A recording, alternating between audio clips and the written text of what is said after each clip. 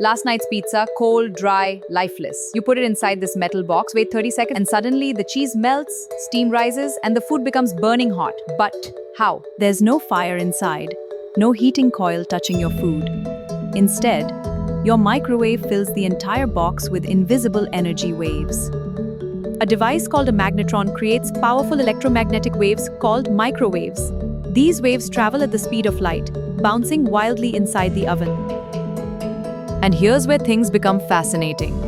Your food is filled with water molecules, and microwaves target them specifically.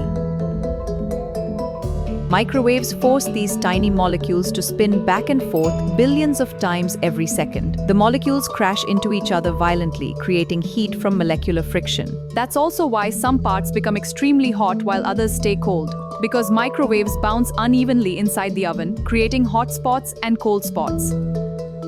So your microwave doesn't actually heat food directly. It uses invisible waves to make water molecules move so violently that the food heats itself from the inside.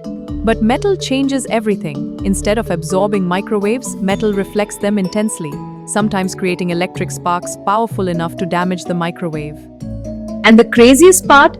This technology was discovered accidentally when a scientist's chocolate bar melted in his pocket near radar equipment.